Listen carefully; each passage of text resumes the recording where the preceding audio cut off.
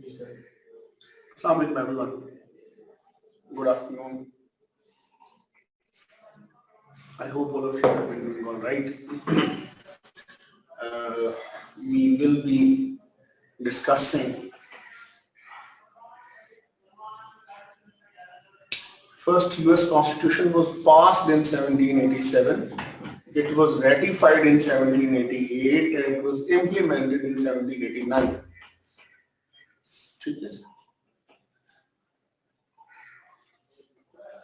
Okay. So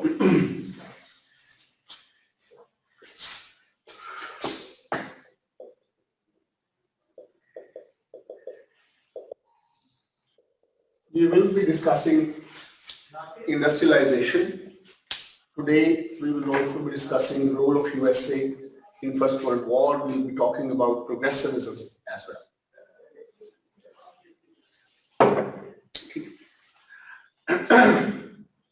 Industrialization means primarily mechanization of labor, mass production of goods, and shifting of production from manual labor to mechanized labor को हम primarily industrialisation से ताबीर करते हैं. Industrial revolution एक phenomena है. The home to industrial revolution was England. The home to industrial revolution was England. The reason for that was that England had comparative political stability in the country, unlike most other countries of Europe. They had a stable monarchy and a stable democracy as well that provided them time and cushion to pursue scientific pursuits and industrialize. England, at the same time, they happened to be the largest colonial power that there was. So they did not have any dearth of raw material. दुनिया की सारी major countries उनकी colonies में थी, तो उनके पास कोई raw material की कमी भी नहीं थी. Another reason is जब आपके पास रॉ मटेरियल की कमी ना हो और जब आपके पास इंडस्ट्री हो, तो फिर अगली चीज जो आपने देखनी होती है वो होती है मार्केट. चीजें जो बन रही हैं वो बेचने के लिए मार्केट भी अवेलेबल. इंग्लैंड को वो मसला भी नहीं था. वही कॉलोनीज ही उन्हीं का रॉ मटेरियल अपने यहाँ फिनिश्ड गुड में कन्वर्ट करके उन्हीं को बेच दिया जाता था, इसलिए वो मसला भी नहीं था. तो इंडस्ट्रियलाइजेशन का जो कॉन्सेप्ट है वो इंग्लैंड के साथ ही अमेरिका में भी आया. Britishers ही लेकर, one of the things, one of the impacts of British advent in America. So America also had similar circumstances. Industrialization का अगर अमेरिका में हम background या causes देखें तो वो भी यही है. America had a lot of availability of raw material. Raw material इनके पास available था. I mean, it was an untapped island जहां से आप उस जमाने के लिए इंडस्ट्रियलाइजेशन के लिए जो अशिया चाहिए थी, आयरन चाहिए था, कोल चाहिए था, बाकी चीजें चाहिए थी, वो अमेरिका में अवेलेबल थी. अमेरिका में मैन पावर का भी मसला नहीं था. आपके पास एग्रीकल्चर पूरे का पूरा स्लेव्स ने संभाला हुआ था. उसके बाद स्लेवरी खत्म होती है जाकर 1865 में जाकर.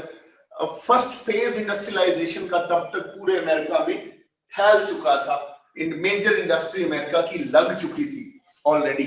सो एग्रीकल्चर उधर चला गया तो बाकी जो लेबर अवेलेबल थी सारी की सारी वो इंडस्ट्री में कंज्यूम हुई. तो मैन पावर का भी इनको इशू नहीं था. Capital was also available. Americans were brave investors. उन्होंने रिस्क भी लिए, इन्वेस्ट भी किया चीजों के अंदर। अमेरिका का जो गवर्नेंस, जो इकोनॉमिक मॉडल है, जिसे हम लेसे फेयर इकोनॉमिक मॉडल कहते हैं, ये भी मुआविन साबित हुआ, हेल्पफुल साबित हुआ अमेरिका को इंडस्ट्रियलाइज करने के लिए, क्योंकि गवर्नमेंट ने कोई बहुत रेगुलेशंस इंट्रोड्यूस नहीं करवाई, गवर्नमेंट ने बहुत ज्यादा कोई लाइसेंसिंग रिजीम या रेड टेपिज्म को फॉलो नहीं किया, जिसकी वजह से चीजें जो हैं वो इजी थी बिजनेसमैन के लिए इंडस्ट्रियलाइज करना और परसू करना। ठीक है, तो बाय दी ओवरऑल भी अमेरिका में एक जब इंडस्ट्री डेवलप हुई तो एक स्लोगन था, कीप मूविंग का स्लोगन। जैसे हमने एग्रीकल्चर को डेवलप करने के लिए हमने मैनिफेस्ट डेस्टिनी का कॉन्सेप्ट दिया, हमने इंडस्ट्री को डेवलप करने के लिए एक स्लोगन इंट्रोड्यूस करवाया जिसे हमने कहा कीप मूविंग, काम करते हुए नजर आए सब के सब। ठीक है, सो इंडस्ट्री का आगाज अमेरिका में 19th सेंचुरी की फर्स्ट 2 डेकेड्स में हो गया। 1812 की वॉर के बाद अमेरिका में इंडस्ट्री लगना स्टार्ट हो गई थी, लेकिन ये इनिशियल इंडस्ट्री थी जो पानी पे चलती थी, मिलें पानी पे चलने वाली मशीनें थी। तो मिल के लिए या जो इनिशियल इंडस्ट्रियल यूनिट्स थे वो पानी की तवानाई पर चलते थे। छोटे इंडस्ट्रियल यूनिट थे, 60-70 लोग इनमें काम करते थे। ज्यादातर बिजनेस मॉडल ये था कि फैमिलीज हायर की जाती थी और जो head of the family male होता था उसको ही बाकी फैमिली से काम करवाने की जिम्मेदारी दी जाती थी। मजदूरी कैश के बजाय काइंड में मिलती थी, जो चीज प्रोड्यूस करती थी फैक्ट्री वो इन लोगों को मिल जाती थी, इनके मकान का किराया फैक्ट्री अदा कर देती थी या बाकी चीजें जो है वो फैक्ट्री अदा करती थी। देन ये steam engine, use of coal, Ahmad, ये बाद में इंडस्ट्री मैसिव लेवल पे बाद में इस्तेमाल होना शुरू हुआ। शुरू की जो अमेरिकन इंडस्ट्री है, आप थोड़ा सा जब पढ़ेंगे जाके यू विल अंडरस्टैंड कि शुरू की जो अमेरिकन इंडस्ट्री है वो पानी पे लगी, पानी की तवानाई पर लगी है। पहली जो मेन कंपनी भी थी जो कपड़े बनाने की कंपनी थी या जो पहली जूते बनाने की कंपनी थी, दोनों यहीं से इन्होंने स्टार्ट किया था। एनीहाउ, सो ग्रेजुअली जो है roaring 20s is not it is not 1820s, roaring 20s is 1920s. Anyhow, तो वहां से इन्होंने आगाज लिया, ग्रेजुअली इंडस्ट्री डेवलप होना शुरू हुई। इंडस्ट्री के साथ साथ अमेरिका में जो प्रोडक्शन ऑफ वेल्थ है वो भी डेवलप हुई और उस प्रोडक्शन ऑफ वेल्थ ने फर्दर इंडस्ट्रियलाइजेशन को इनकरेज किया along with the government policies. However, जो सिविल वॉर है उसने इस प्रोसेस को रोका। सिविल वॉर के बाद रिकंस्ट्रक्शन का जो फेज है उसमें ये प्रोसेस दोबारा शुरू हुआ तेजी से, दूसरा फेज इंडस्ट्रियलाइजेशन का। और उस फेज के अंदर तकरीबन जो है 1 करोड़ के करीब मजदूर, लेबरर्स दूसरे मुल्कों से आए हैं। फ्रॉम 1830 टू 1910, 40 साल के अरसे में 12 मिलियन लोग दूसरे मुल्कों से अमेरिका गए हैं मजदूरी की तलाश में। तो ये भी एक रीजन थी कि लेबर अवेलेबल थी। फिर रेल रोड का आ जाना, कनेक्ट होना अमेरिका का, क्योंकि टेरिटोरियली इट्स ह्यूज, तो अमेरिका की का कनेक्ट होना, रेल रोड एंड वाटरवेज का बनना was also a reason.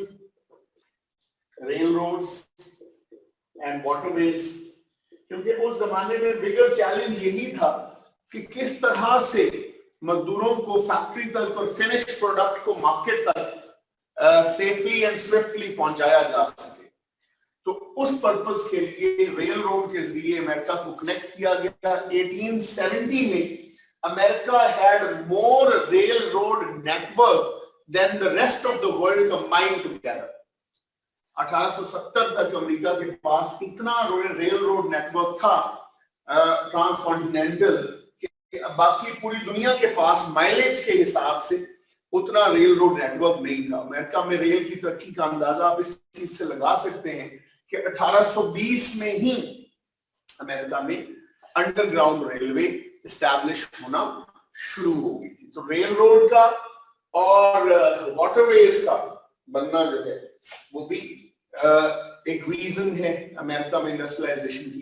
Another reason is scientific inventions. उन scientific inventions में steam engine का आ जाना, उन scientific invention में eventually जो आपके fossil fuels हैं, जो आपका पेट्रोल वगैरह है उसका आ जाना, ऑटोमोबाइल इंडस्ट्री का आ जाना, टेलीग्राम का इजाद हो जाना। 1844 में पहला सक्सेसफुल टेलीग्राम भेजा गया था। 1830 में उस पर काम शुरू कर दिया गया था।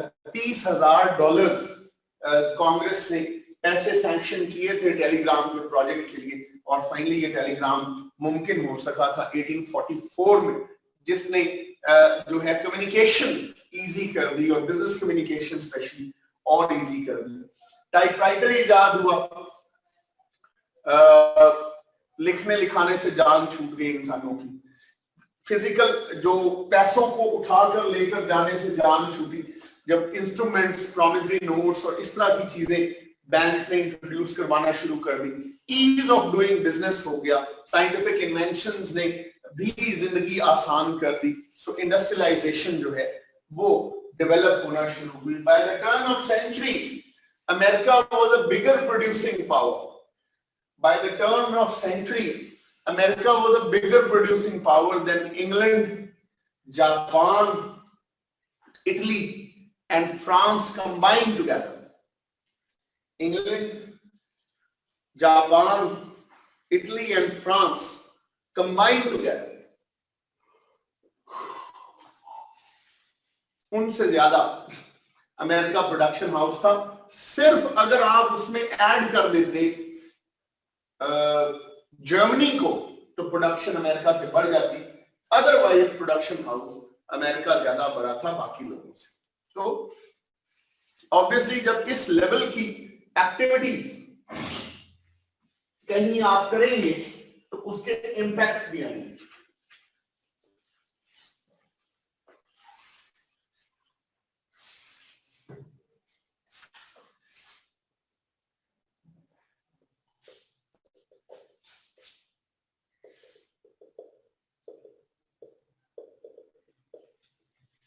इंपैक्ट्स ऑफ इंडस्ट्रियलाइजेशन, उन इंपैक्ट्स में ऑब्वियसली कुछ पॉजिटिव हैं, कुछ नेगेटिव हैं, एवरीथिंग इज देयर। एक तो इस इंडस्ट्रियलाइजेशन ने जिल्डेड एज का आगाज किया अमेरिका के अंदर। जिल्डेड एज ऑलरेडी आपको पता होगा। जिल्डेड एज मीन्स मसनूई जमाना, ऐसा दौर, ऐसा जमाना जो दिखावे का, प्रिटेंस का,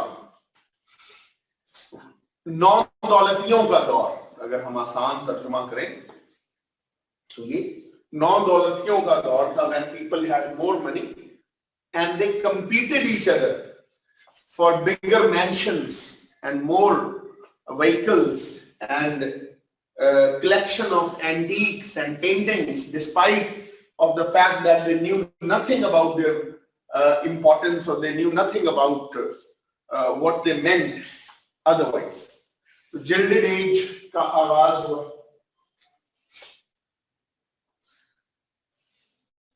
Rural to urban migration start हुई क्योंकि इंडस्ट्री लग रही थी और इंडस्ट्री को चाहिए थी लेबर, इसलिए रूरल टू अर्बन माइग्रेशन हुई। रूरल टू अर्बन माइग्रेशन का दूसरा इंपैक्ट ये आया, इमर्जेंस ऑफ शैंटी टाउन्स।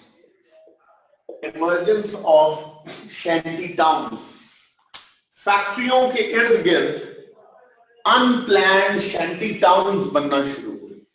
फैक्ट्रियों के इर्द गिर्द अनप्लैन्ड शैंटी टाउन्स बनना शुरू हुए, जहां फैक्ट्रियों में काम करने वाले मजदूर और उनकी फैमिलीज आकर रहती थी, उनकी फैमिलीज आकर रहती थी। और वो चूंकि अनप्लैन्ड शहर थे, अनप्लैन्ड आबादी थी, no city was ready to plan for thousands of new inhabitants in a short span of time. So it created problems of sanitation, it created problems of law and order as well. It created problems for city district governments for managing these places. तो ये भी एक problem रहा जो industrialisation की वजह से आया। इंडस्ट्रियलाइजेशन ने रॉबर बैरन्स का एक कॉन्सेप्ट भी दिया। Heroes of industry and robber barons, heroes of industry and robber barons, ये दो कॉन्सेप्ट्स आए। हीरोज ऑफ इंडस्ट्री उन लोगों को कहा गया जो लोग अपने मजदूरों का ख्याल रखते थे और उनके साथ अपने नफे नुकसान को शेयर करते थे। रॉबर बैरन्स उन सेठ लोगों को कहा गया जो लेबर से फायदा तो उठाते थे, उनकी मजदूरी से अपनी जेब तो भरते थे, लेकिन मुनाफे में इन लोगों को कोई हिस्सा नहीं देते थे। रॉबर बैरन्स उन्हें कहा गया। Industrialization also created impersonalization of labor. वो जो एक कनेक्शन था मालिक और काम करने वाले के बीच में, वो कनेक्शन इंडस्ट्रियलाइजेशन ने खत्म किया। मैनुअल लेबर के जमाने में चूंकि 10, 12, 20 काम करने वाले होते थे, तो ओनर उनके बारे में जाती तौर पर जानता था, उनको उनके मसाइल को समझता था, उनकी फैमिलीज को जानता था, तो एक कनेक्शन था। The owner felt obliged to resolve problems of his servants and servants felt obliged to be loyal to their owner or master.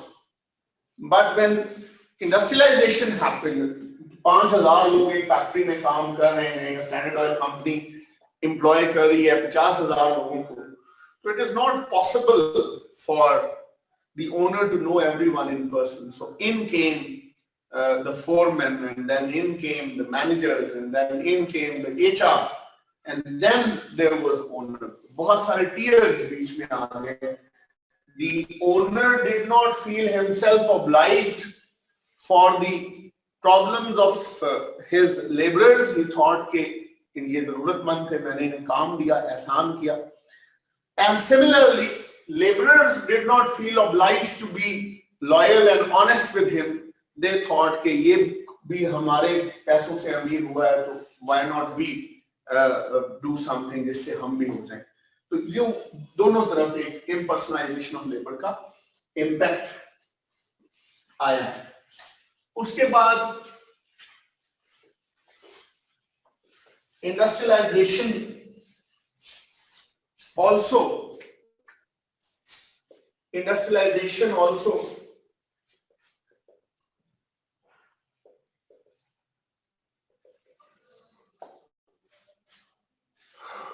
introduced child labor.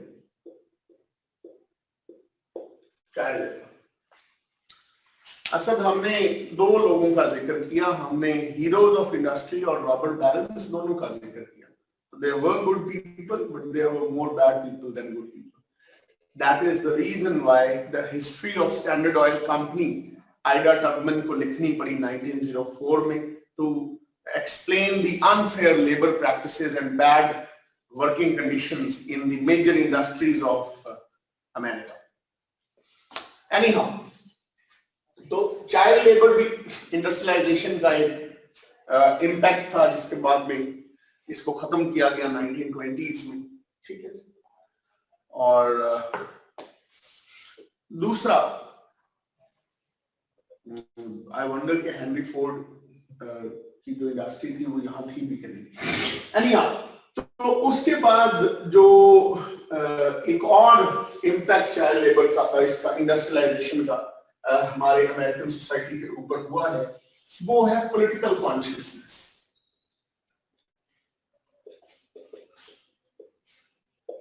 Political consciousness, सियासी शऊर लोगों में आया है इंडस्ट्रियलाइजेशन के बाद, because people had more chances to interact together, had more chances to feel exploitation and then organize labor unions, then trade unions, और फिर concept of strikes, great railway strike आपको याद होगी, उन reasons की वजह से एक सियासी शऊर लोगों में इंडस्ट्रियलाइजेशन लेकर आई है।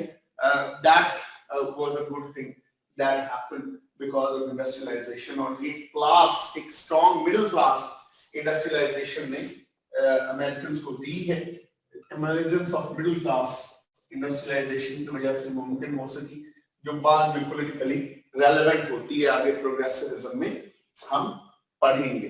तो ये भी इंडस्ट्रियलाइजेशन के इम्पैक्ट्स में से था। इंडस्ट्रियलाइजेशन ने कंज्यूमरिज्म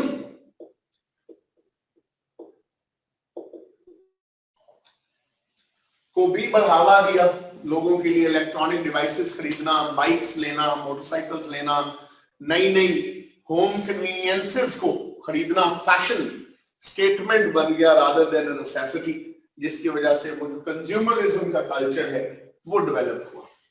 एक्सपोर्ट जाइंट भी इंडस्ट्रियलाइजेशन की वजह से अमेरिका बना, एक्सपोर्ट्स भी इसकी बढ़ी, इकोनॉमी इसकी स्ट्रॉन्ग हुई। So there are plenty of impacts that industrialization had. Women का role industry में बहुत ज़्यादा है। For the first time, women came and worked in these small industrial units and got paid for what they did. So at one side where it was a liberating experience, though they were away from their homes and they had to send money back home or to have them for themselves, where at one side it was a liberating experience because they were using their own money and having their own money, but at the same time it also exposed them to the discrimination at workplace, where a lady was paid $87 for the same work where man was paid $100 for the same work. तो ये जो discrimination in pay है, that later on led a women labor movement, और इसके बाद equality in jobs and equality in pay का मुतालबा आता है। So industrialization does have a role for improvement of women's status in America as well. Industrialization does have a role for improvement of women's status in America as well. तो ये कुछ impacts हैं। ज्यादातर industrialisation के impacts ही पूछे जाते हैं, ठीक है, ज्यादातर इम्पैक्ट्स ही पूछे जाते हैं। अली, आप किस चीज का ये पूछ रहे हैं?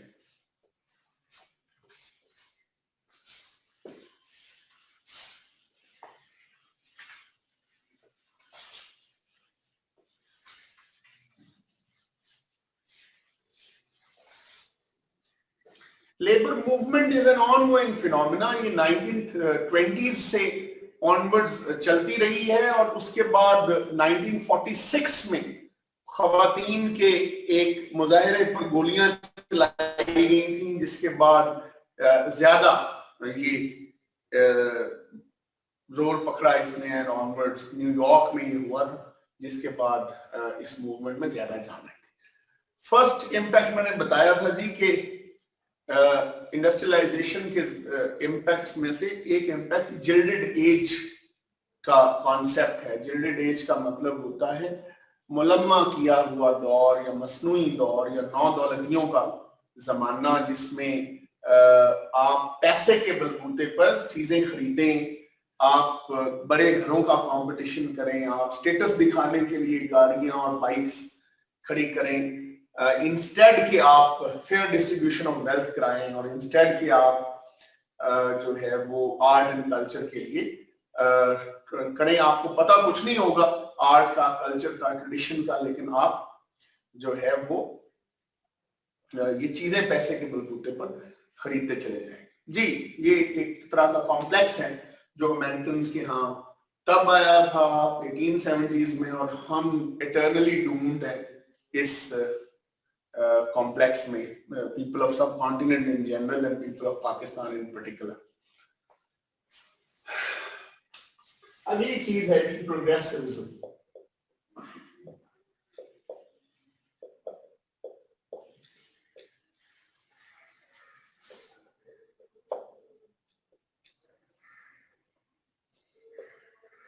Progressivism 1901 to 1920 प्रोग्रेसिविज्म।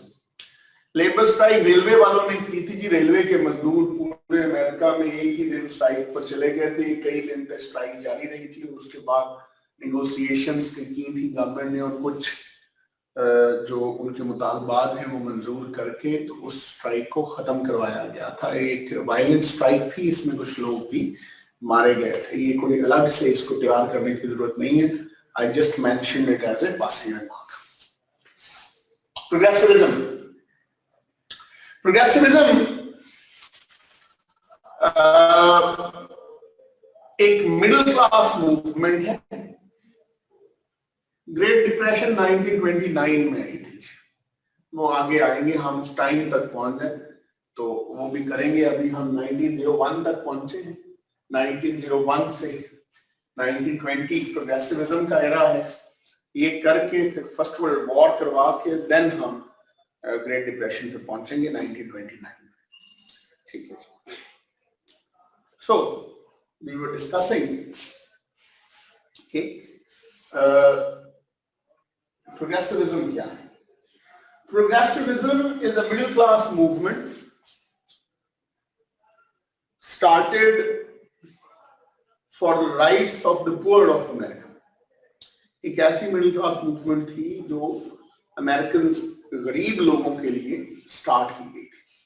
इसको स्टार्ट करने वाले आम 9 to 5 नौकरी करने वाले doctors, engineers, labourers, even lawyers थे, लेकिन ये हकूक की बात करती थी आम आदमी की। Some of the rich people also joined this movement। उनमें ज्यादा बड़ा नाम एंड्रयू कार्नेगी का है। एंड्रयू कार्नेगी स्टील के बहुत बड़े बिजनेसमैन थे। इन्होंने एक कॉन्सेप्ट डेवलप किया था, गॉस्पेल ऑफ वेल्थ के नाम से। गॉस्पेल ऑफ वेल्थ के नाम से, ठीक है। गॉस्पेल ऑफ वेल्थ का मतलब ये था कि जो दौलत अल्लाह ताला ने अमीर लोगों को दी है, the wealth that is given to people by God Almighty, it is not theirs to keep। ये पैसे उनके नहीं हैं कि वो अपने पास रखें। It is their duty to further distribute that wealth। उनकी जिम्मेदारी खुदा ने लगाई है कि वो उसकी फेयर डिस्ट्रीब्यूशन करें, वो आगे लोगों को दें, दौलत को चंद हाथों में इकट्ठा ना होने में, इर्तकाज ना हो दौलत का। However, एंड्रयू कार्नेगी, मैंने लिख दिया है Andrew Carnegie, however, he was against providing cash grants to people। He believed that giving cash grants to people would further enhance the poverty net।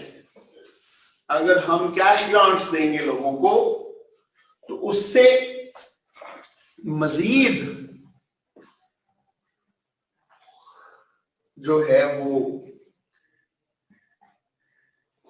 गुर्बत में इजाफा हो, मजीद गुर्बत में इजाफा हो। ठीक है। सो इसलिए instead of giving cash grants to people, instead of giving cash grants to people, we must give them skills, we must make them learn how to catch fish, we must build libraries, we must build skill development centres, we must build build volunteer centres जहां पे लोग आए और मुफ्त लोगों को skill सिखा कर, तो ये भी एक एलिमेंट है। बैटल क्राई क्या थी, मुतालबात क्या थे, किन मकासद के लिए, ऑब्जेक्टिव्स क्या थे? ऑब्जेक्टिव्स थे no trust system, more democracy,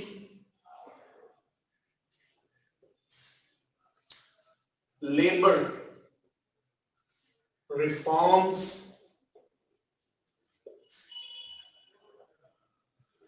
women rights, equitable distribution of wealth वगैरह वगैरह। ये बैटल क्राई थे।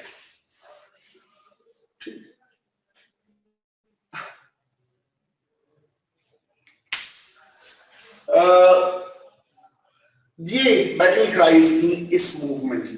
ट्रस्ट सिस्टम को खत्म किया जाए, ज्यादा डेमोक्रेसी लाई जाए इंस्टीट्यूशंस में, लेबर रिफॉर्म्स की जाए, वुमेन राइट्स लाई जाए, इक्विटेबल डिस्ट्रीब्यूशन ऑफ वेल्थ की जाए एंड करप्शन कंट्रोल की जाए।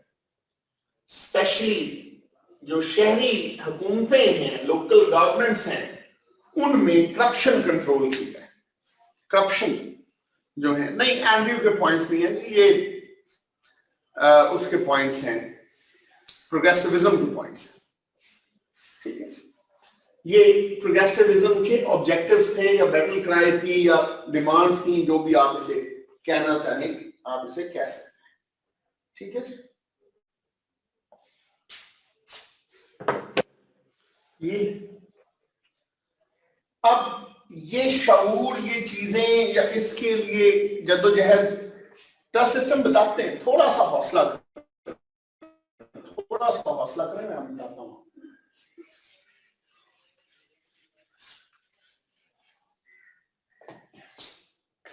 इसके लिए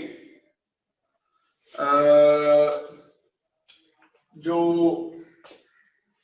कुछ एफर्ट्स हैं वो उस जमाने के जर्नलिस्टों ने भी की, उनको हम कहते हैं दी मकरेकर्स। आज की जबान में मकरेकर्स को आप समझिए द विसल ब्लोअर्स, या ऐसे जर्नलिस्ट जिन्होंने ऐसी चीजों के ऊपर लिखा जिन चीजों के ऊपर उससे पहले नहीं लिखा गया। उनमें 1904 Lincoln Stefan's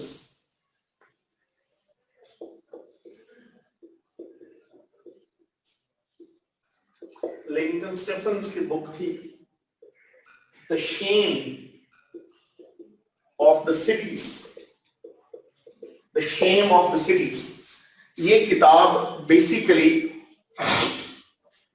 basically was about the corruption in city district governments।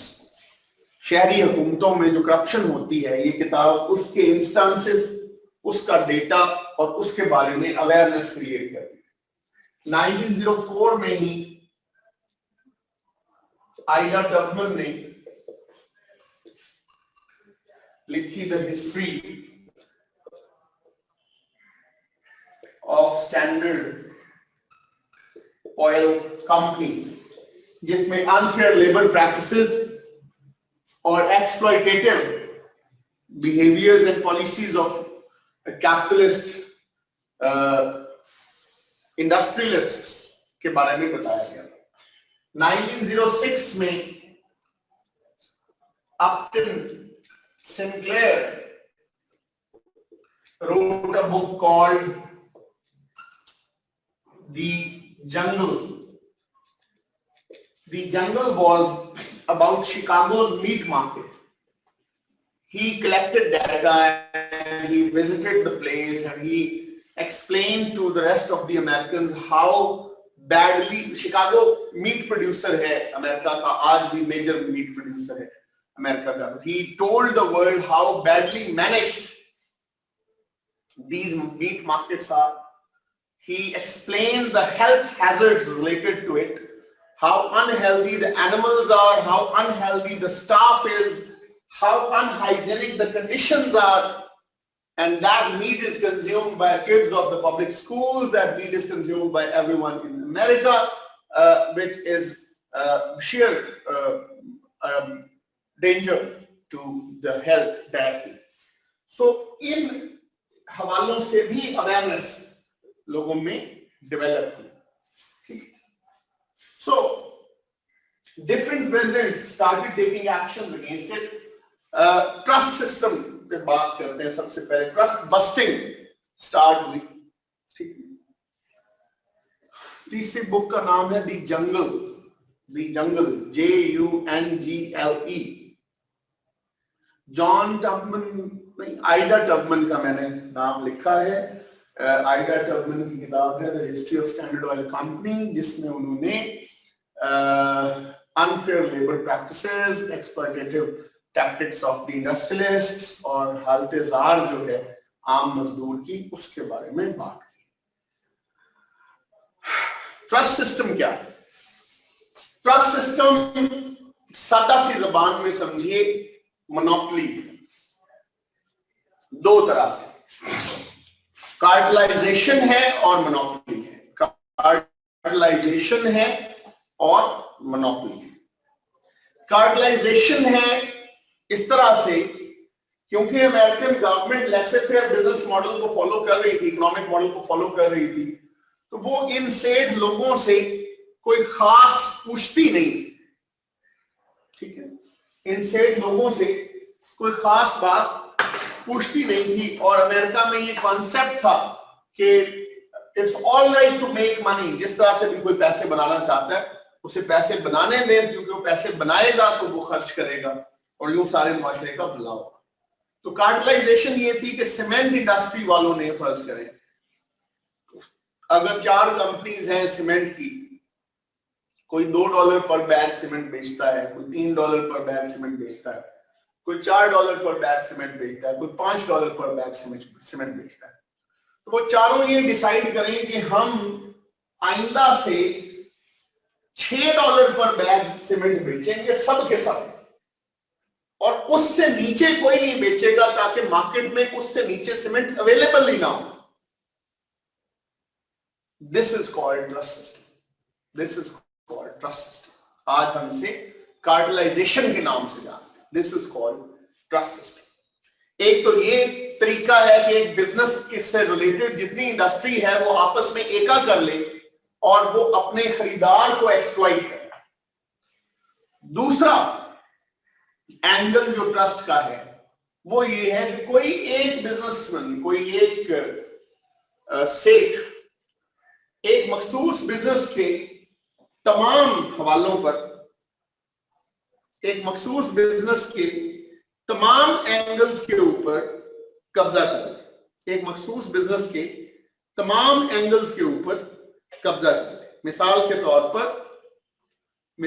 तौर पर स्टैंडर्ड ऑयल कंपनी ने मोनोपोलाइज कर लिया था ऑयल बिजनेस को. एक्सट्रैक्ट भी वही करते थे, क्लीन भी वही करते थे, डिस्ट्रीब्यूट भी वही करते थे, बेचते भी वही थे. So if you are a government you would never want कि आपकी स्टैंडर्ड ऑयल कंपनी से बिगड़ जाए.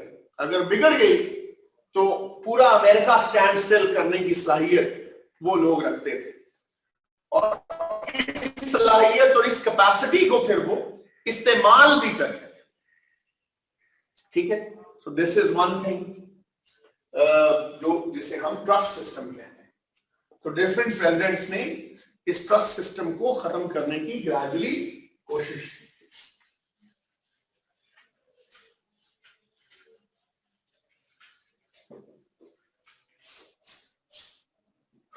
प्रोग्रेसिव प्रेसिडेंट्स कौन है? प्रोग्रेसिव प्रेसिडेंट्स में youngest American president Theodore Roosevelt है,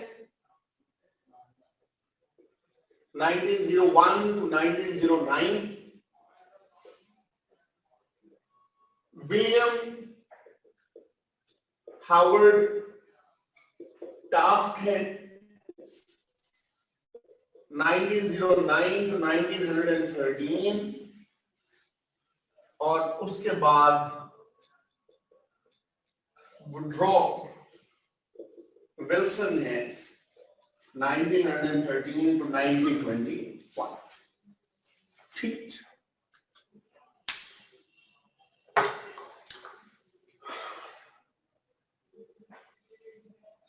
किस रंग का मार्कर लिया जाए? I was writing with the black, you said कि नहीं जी ये चेंज कर दें। Now I'm writing with the blue, now you are saying कि हम ये चेंज कर दें।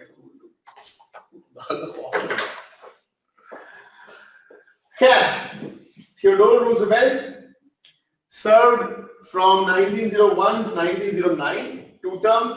William Howard Taft was a judge before becoming president. Then he became president, and after losing the election next time, he was also made Chief Justice of America, and he served there as well. So he is the only president who served both positions, as President of America and Chief Justice of America as well. तो ये एक uniqueness उनके साथ attach रही। तो इन सारे presidents को progressive presidents कहा जाता है। इन्होंने सबसे पहले ट्रस्ट बस्टिंग स्टार्ट की। ट्रस्ट बस्टिंग, ऑल्दो पहला जो एंटी ट्रस्ट लॉ है वो 1890 में आया है, उसको कहते हैं शर्मन एंटी ट्रस्ट लॉ। लेकिन ये लॉ भी उतना सख्त नहीं था, ये लॉ भी उतना सख्त नहीं था। लिहाजा टेडी रूजवेल्ट के दौर में फिर ज्यादा सख्त लॉज इंट्रोड्यूस करवाए गए, जिन्हें हम कहते हैं Clayton anti trust laws. Clayton anti trust laws, जिनके तहत ट्रस्ट बस्ट किए गए। More than 90 trust were busted. 90 से ज्यादा ऐसी मोनोपोलीज और कार्टेल्स जो हैं वो तोड़े गए अमेरिका में क्लेटन एंटी ट्रस्ट लॉज के तहत और प्रोग्रेसिविज्म के नीचे। टेडी रूजवेल्ट जी के दौर में 1909 में pure food and drug act introduce किया गया। 1906 में pure food and drug act introduce किया गया। Pure food and drug act, which meant that it was a criminal offense in America back in 1906 to make adulterated food. खुराक में मिलावट करना criminal offence था, और स्पूरियस ड्रग्स बनाना, जाली अद्वियात बनाना भी क्रिमिनल ऑफेंस था। इसलिए 1906 में ये लॉ इंट्रोड्यूस करवाया गया और शिकागो मीट मार्केट की किताब के ज़ेरे असर। ठीक है जी। देन डिफरेंट प्रेसिडेंट्स ने लेबर रिफॉर्म्स भी की। लेबर रिफॉर्म्स में अगर हम देखें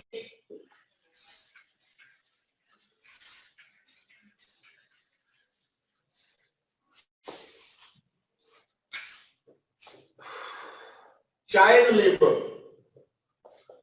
was banned. No child below the age of 14 was allowed to be employed by anyone. किसी को ये इजाजत नहीं थी कि वो 14 साल या उससे छोटी उम्र के बच्चे को नौकरी पर रखे।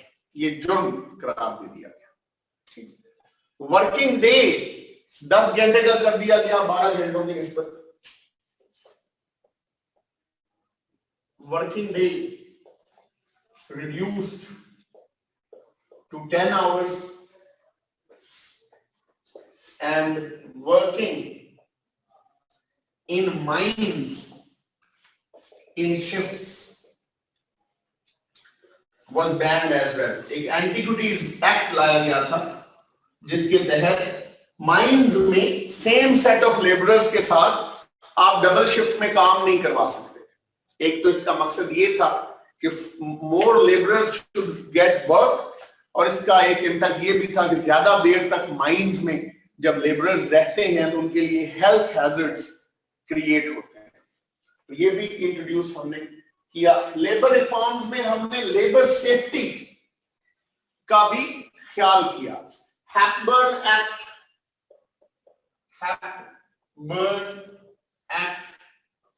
या रेल रोड एक्ट, ये डिफरेंट लॉज इंट्रोड्यूस करवाए जिसमें हमने कहा that companies are duty bound to provide safety gear to their workers. If they fail to provide safety gears to their workers, the workers are free to refrain from working. वो साफ इनकार कर सकते हैं, रिफ्यूट कर सकते हैं कि वो काम करेंगे, और अगर उनके खिलाफ कोई लेकर आता है इस तरह की चीज तो हुकूमत उस कंपनी के खिलाफ काम करेगी। मिसाल के तौर पर रेल रोड वालों के लिए जरूरी करार दिया गया कि वो जो स्पेशल बूट्स है लोगों के लिए या जो रोड सेफ्टी इक्विपमेंट है वो उन्हें दिया जाए। इलेक्ट्रिसिटी वालों के लिए कैप्स और दूसरा गियर्स जो है वो इंश्योर कराए जाए। और नई कंपनियों के लिए भी ये पॉलिसी बनाई गई कि वो अपने सेफ्टी इक्विपमेंट की इन्वेंट्री पहले अथॉरिटीज को दिखाएंगे, अपने सेफ्टी इक्विपमेंट की इन्वेंट्री पहले दिखाएंगी कंपनी को रजिस्टर करने से पहले। तो चाइल्ड लेबर बैन की गई, वर्किंग डे रिड्यूस किया गया, वर्किंग इन माइंस को बंद किया गया डबल शिफ्ट में काम करने से, और सेफ्टी इक्विपमेंट और सेफ्टी गियर को इंश्योर कराया गया। ठीक है, इसी तरह 4 कॉन्स्टिट्यूशनल अमेंडमेंट्स भी इस इरा का जो प्रोग्रेसिविज्म का इरा है उसका इम्पैक्ट। प्रोग्रेसिविज्म के इरा में ही 4 कॉन्स्टिट्यूशनल अमेंडमेंट्स भी किए।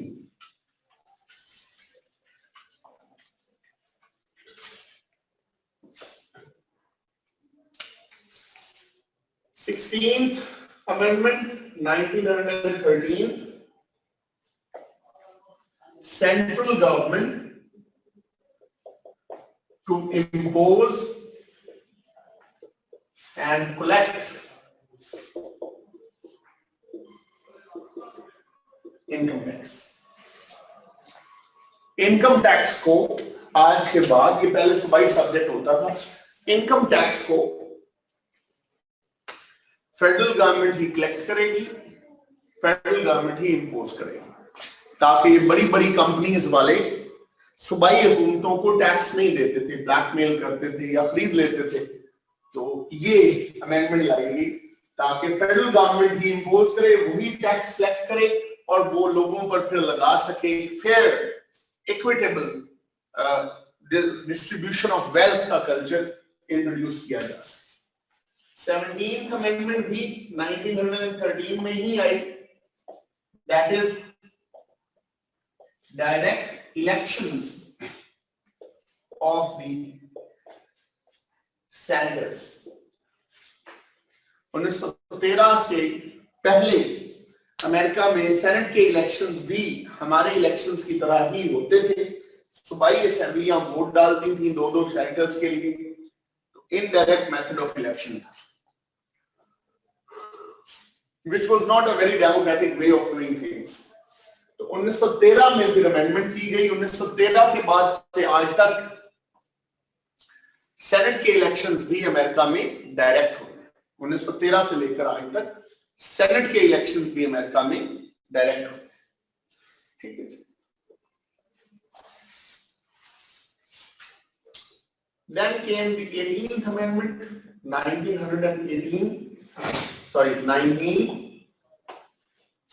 ये थी ban on alcohol। So this movement went on for a bit of moral policing as well. इन्होंने right kind of behavior establish करने के लिए लिकर बैन करवाया अमेरिका में, शरीयत नाफिज की, शराब खरीदना, बेचना, पीना, बनाना, ट्रांसपोर्ट करना, सब कुछ बैन कर दिया गया। लेकिन इसका फायदा कोई नहीं हुआ, फायदे से ज्यादा नुकसान हुआ। The government lost all the revenues. The police was busy finding who is drinking liquor and who is not drinking liquor and who is transporting it and who is not transporting it. Police crime fight करने के बजाय इस काम पे लग गए। Finally ये amendment खत्म कर दी गई थी 21st अमेंडमेंट के जरिए, ठीक है। 21st अमेंडमेंट में 1933 में 21st अमेंडमेंट आई और उसमें फिर लिकर को बैन को खोल दिया गया, लेकिन एज लिमिट 21 साल लगा दी गई। To consume any kind of liquor you have to be 21 years of age. 1933 ban was lifted in 1933 through 21st amendment. So good 14 years liquor ban रहा अमेरिका में, but it didn't work out for the Americans. उससे कोई खास फायदा नहीं हुआ। Like in Pakistan में liquor ban Zia साहब ने नहीं किया था, पाकिस्तान में लिकर बैन भुट्टो साहब ने किया 1977। उससे पहले आपको शॉप्स पे मिल जाता था, but that couldn't save his government. 19th amendment I 1920, women right to vote. 1920, women right to vote. Women right to vote. Women right to vote, ठीक है। 1920 में औरतों को वोट डालने का हक मिला, 19वीं तरमीम ये मिली। तो ये भी प्रोग्रेसिविज्म का कंट्रीब्यूशन है for improvement of status of women in America. This amendment made women politically relevant. This amendment made women politically relevant. इससे पहले क्योंकि औरतें वोट नहीं डालती थी तो उनके लिए किसी किस्म की पॉलिसी मेकिंग गवर्नमेंट का प्रायोरिटी एजेंडा नहीं होता था।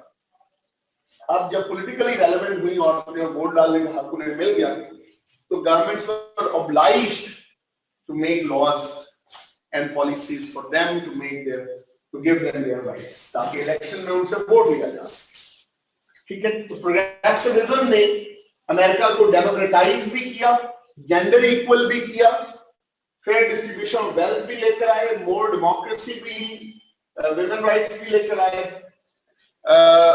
जो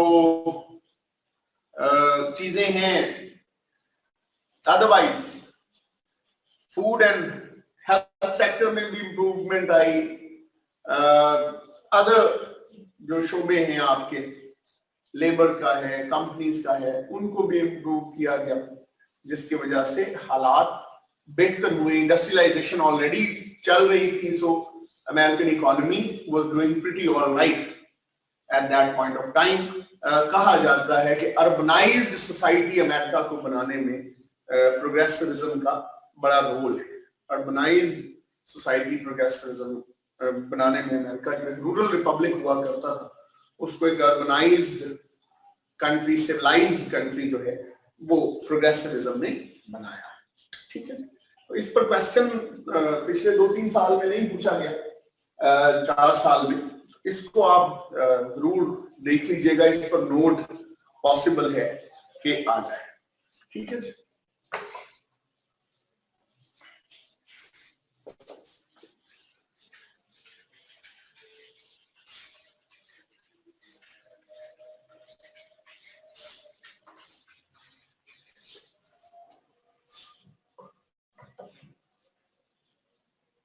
जी ये लिखा हो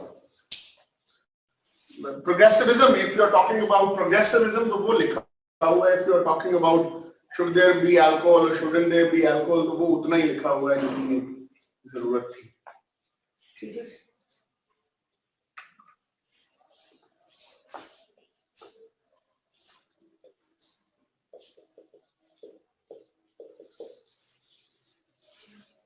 role of USA in World War I.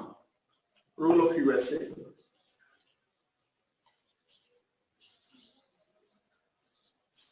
Role of USA in World War I.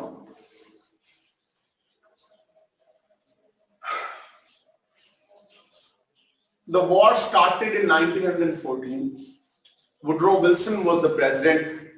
Being a pacifist, a professor, he decided not to be part of the war. उन्होंने proclamation किया, proclamation of neutrality, और उन्होंने कहा कि हम इस जंग का हिस्सा नहीं।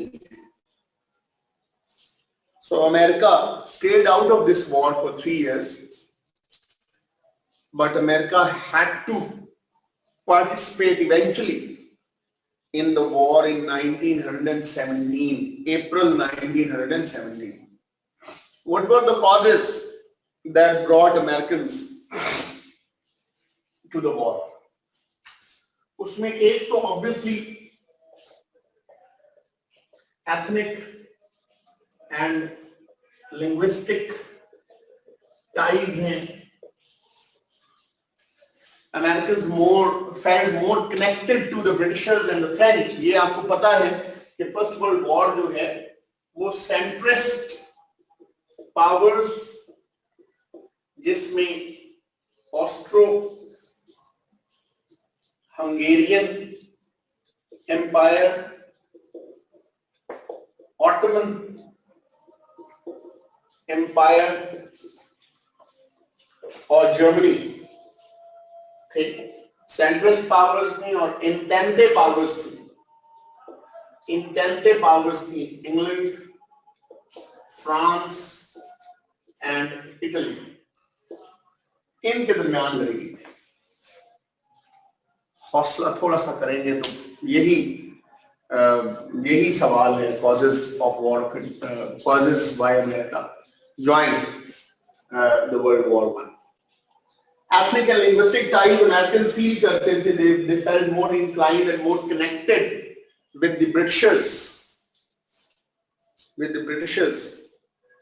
and the French and the Italian. Then they felt connected with the Austro-Hungarians or Germans or Ottomans.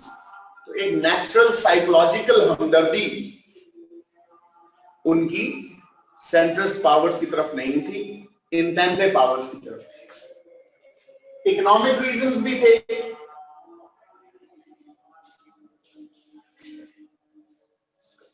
2/3 of all the trade that America did, 2/3 of the trade volume was with England and France.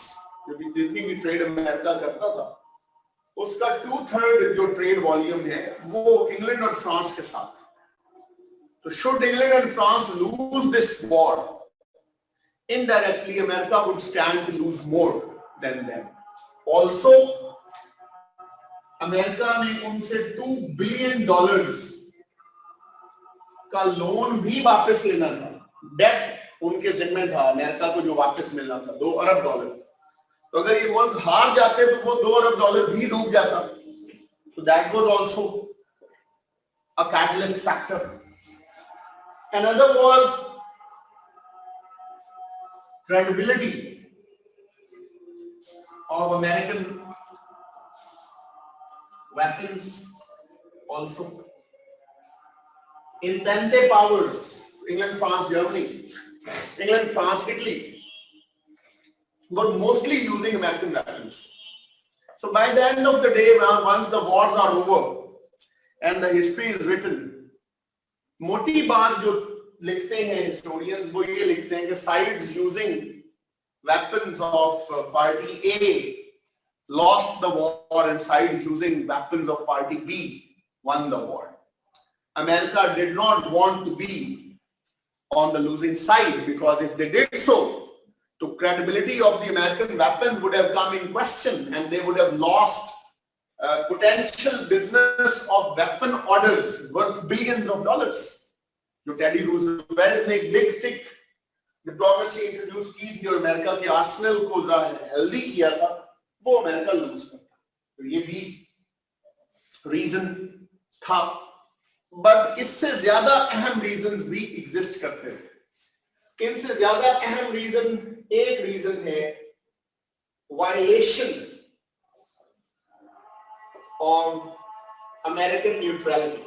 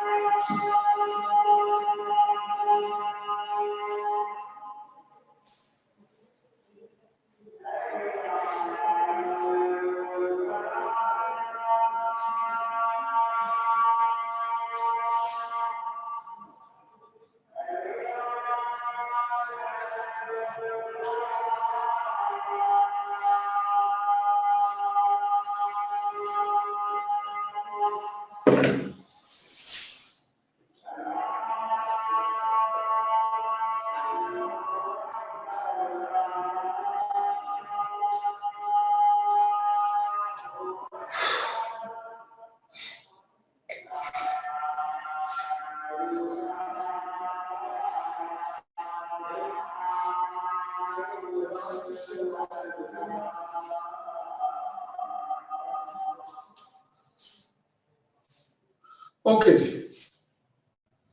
सो अब हम further बात करेंगे इसके ऊपर।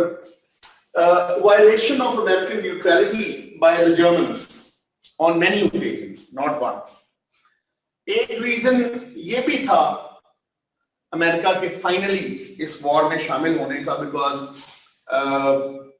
The Germans violated American neutrality many times.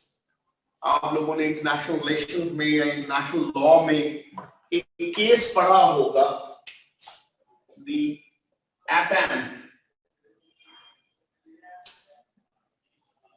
एपैम case. आमतौर पर price course का concept समझाने के लिए पढ़ाया जाता है। ये कॉन्सेप्ट एपैम केस का जो है वो इसी वायलेशन ऑफ न्यूट्रलिटी से ताल्लुक रखता है। जर्मन्स ने एक British commercial ship, privately own ship, यार इसको चैट्स को खोलो ना बच्चे, मुझे नजर कैसे आएगा कि उन्होंने क्या पूछा। खैर, तो ये एक प्राइवेट जो कंपनी का शिप था, ये पकड़ा जर्मन्स ने और उसको न्यूयॉर्क हार्बर पर जाकर खड़ा किया और उसे कहा अमेरिकन को कि आप जरा इसका ख्याल रखें, once the war is over तो हम आपसे एज ए प्राइस इसको वापस ले लें, माले गनीमत के तौर। The company whose ship it was that went to court American court.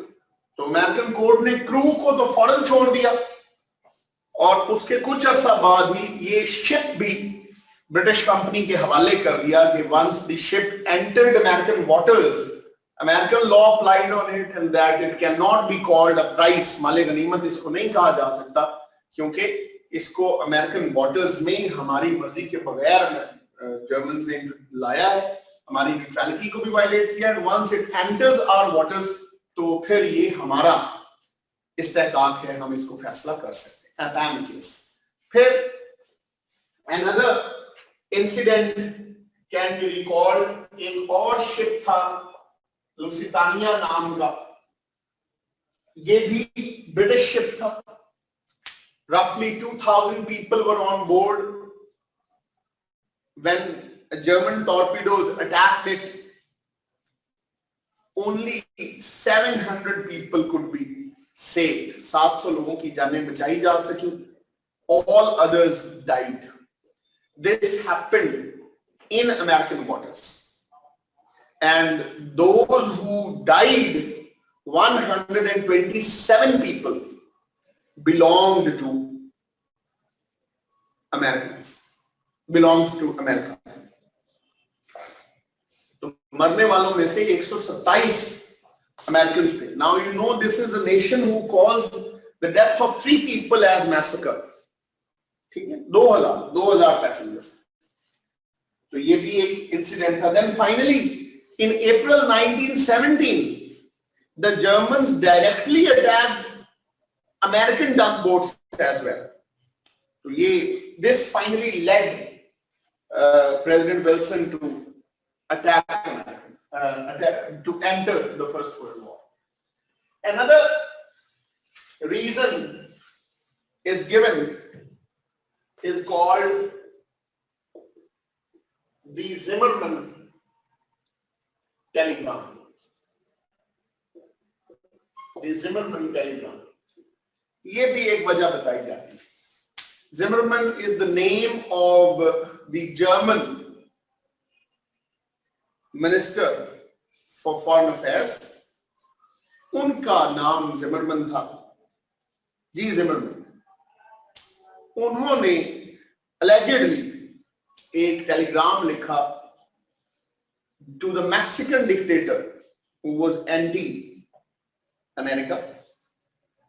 to come and attack Americans, and if he does so, the Germans would come and help him financially and militarily. I don't know how it would have happened. If you look at the map, तो काफी impossible सी बात लगती है, but still the British intelligence agencies intercepted this telegram, translated this telegram and sent it to the president. Now this was the direct threat to the American people, and he as commander-in-chief had to respond. So that too was the reason. कुछ historians वैसे इसकी veracity को doubt करते हैं इस telegram. Some historians say that this telegram was concocted by the British intelligence agencies just to drag America into the war, because England was wearing out, their economy was going down, and they wanted an instant end to the war, and that wouldn't have been possible without American fresh entry into it. But whatever the other side may say, the Sarkari history remains that there was a Zimmerman telegram that was intercepted by the British intelligence agencies. So, the Foreign Minister of Germany. So this happened in March 1917. March 1917 में ही Russia went communist, और कम्युनिस्टों का पहला target उस जमाने में capitalist countries में leader England था. So all these things happening at the same time, President Woodrow Wilson finally entered the war and gave the slogan that let's make the world safe again for democracy. Let's make the world safe again for democracy. आइए दुनिया को जमहूरियत के लिए दोबारा महफूज बनाए। आइए दुनिया को जमहूरियत के लिए दोबारा महफूज बनाए। So that was one reason. जंग स्टार्ट हो गई, अमेरिकन ऑब्वियसली सुपीरियर थे इस मामले में, the other parties were wearing out both sides. Long story short, 1918 में सीज फायर हुआ, 1919 में treaty of Versailles. Versailles Paris से बाहर एक जगह का नाम है, लुई 16 ने यहाँ महल तामीर करवाया था, इसलिए इसको ट्रीटी ऑफ वर्साइल्स कहा गया। जंग खत्म हो गई। President Woodrow Wilson wanted peace with dignity even for the losing sides. He wanted peace with dignity, and for that he gave his formula, which is called 14 points of Wilson.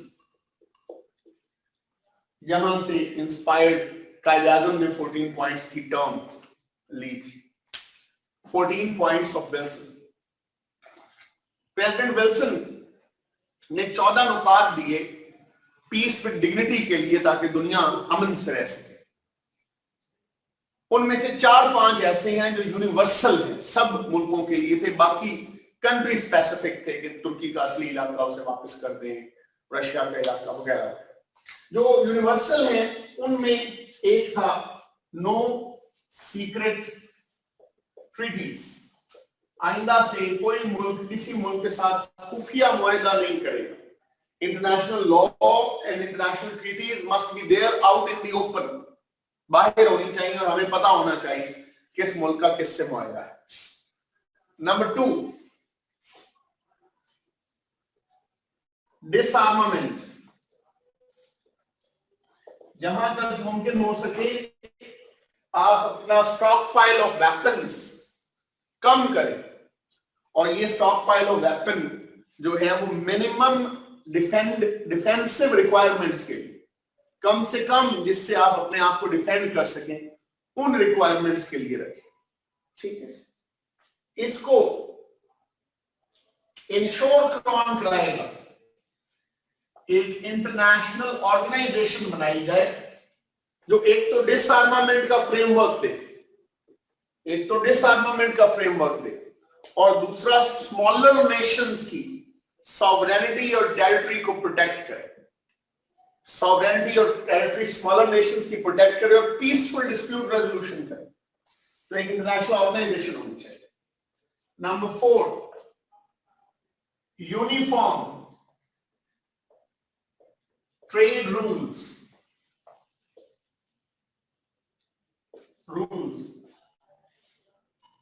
For the world. पूरी दुनिया में जो basic trade rules हैं वो एक जैसे होने चाहिए। जी, these are the reasons. Natural allies भी थे, लैंग्वेज वाइज भी, एथनिसिटी वाइज भी, ट्रेड रिलेशंस भी मैच करते थे। फिर कैपिटलिस्ट जो इंटरेस्ट हैं वो भी इनके मैच करते थे, इसलिए फ्रेंडशिप इनकी रही। यूनिफॉर्म ट्रेड रूल्स होने चाहिए फॉर द वर्ल्ड, कोई स्पेशल ट्रीटमेंट किसी की नहीं होनी चाहिए। Then 5th one was freedom of navigation in high seas even in an event of war। भले जंग ही क्यों ना जारी हो, ओपन वाटर्स की सैंक्टिटी को प्रोटेक्ट किया जाए। यूनिफॉर्म जो हाई सीज हैं उनमें हर किसी को फ्रीडम ऑफ नेविगेशन होनी चाहिए, भले वो जंग ही क्यों ना मुल्क आपस में लड़ रहे हो। राइट ऑफ इनोसेंट पैसेज, वो शिप्स जो कमर्शियल हैं, वो शिप्स जो जंग नहीं कर रहे, उन्हें गुजरने का हक दिया जाए। ठीक है।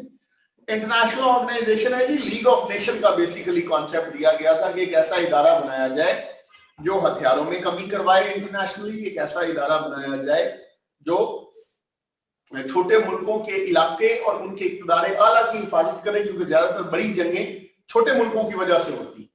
और पीसफुल डिस्प्यूट रेजोल्यूशन करे। ये 3 बुनियादी मकासद थे जिनमें League of Nation failed all together. खैर, तो ये पॉइंट्स वुडरो विल्सन ने दिए। Woodrow Wilson wanted these points to be part of innocent passage, right of innocent passage, कि अगर कोई कमर्शियल शिप है तो उसको चुपचाप गुजरने दिया जाए, चुपचाप गुजरने दिया जाए दुनिया से, उस हाई सी से या उन वाटर से, उसे ना छिड़ा जाए। इनोसेंट पैसेज, ठीक है। Trade rules, uniform trade rules, not trade routes, trade rules, ठीक है, ज़ाब्ते एक जैसे होने चाहिए, ट्रेड रूल्स। खैर, तो Woodrow Wilson wanted these to be part of Treaty of Versailles, but England and France had other ideas. England and France wanted to humiliate the Germans. They wanted to exact revenge from the Germans. Hence, they did not make these points part of the Treaty of Versailles. Treaty of Versailles is less of a agreement or a peace treaty. It is more of an instrument of surrender by the Germany. Germany was forced to accept the responsibility of the war. Germany was forced to pay reparations as well. Only League of Nations could make it to the Treaty of Versailles. Second World War की सबसे बड़ी reason लोग कहते हैं Treaty of Versailles। तो सिर्फ League of Nations को Treaty of Versailles में जगह दी गई, बाकी किसी चीज को नहीं। Despite that, Woodrow Wilson wanted it to give it a shot, wanted America to be part of Treaty of Versailles and ratify it. But the public opinion in America was against it, and the Senate was not ready to ratify it. क्योंकि senate में जो विल्सोनियंस हैं, Wilson के हामी, उनकी तादाद कम थी, और जो खिलाफ थे इनके रिपब्लिकन्स, उनकी तादाद ज्यादा थी, और उनमें कुछ सेनेटर्स इनकरेजिबल थे जिनकी साइड्स फ्लिप नहीं करवाई जा सकती। So Wilson took to public, Wilson ने सोचा कि पब्लिक ओपिनियन अपने हक में करने की कोशिश करता हूं इस ट्रीटी को रेटिफाई कराने के लिए सेनेट से। उस पर्पस के लिए he started to travel to America and make speeches. He traveled 8,000 miles in 3 weeks and gave 40 speeches to make America part of this treaty. But his fragile health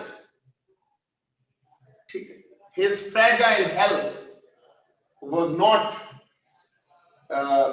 good enough to undergo such rigors. So he suffered a stroke, collapsed on his rail car, was rushed to the Washington DC. He did not come back to public life again, died in 1992. Elections हुए 1921 में, उन elections में Republicans जीत गए। Republican President Warren Hardings जीते, उन्होंने democratic candidate gym COX को हराया, और रिपब्लिकन्स तो ऑलरेडी नहीं उधर जाना चाहते थे और अमेरिका तक महदूद करना चाहते थे। सो America did not become part of League of Nations, although they had a permanent seat there, and they did not ratify the Treaty of Versailles either. America once again went to its non-interference isolation policy for Americans. आज यहीं तक, अगली class में इंशाल्लाह Great Depression, America's role in Second World War और Cold War पर बात करेंगे। यहां तक कोई क्वेश्चन है? Anything at all?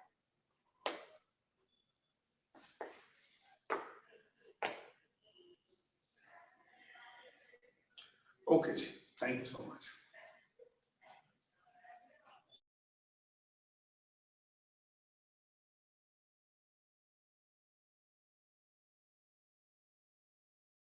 Not 8 miles, 8,000 miles, 3 weeks, 40 speeches. Republican party तो बहुत पहले से बन चुकी थी भाई। Warren Harding was the new president, Republican president Warren Hardings लिखा है मैंने, ठीक है। 14-15 लेक्चर्स होंगे जी। Hitler was in World War II, world war, उस पर बात करेंगे अगली क्लास में। Thank you.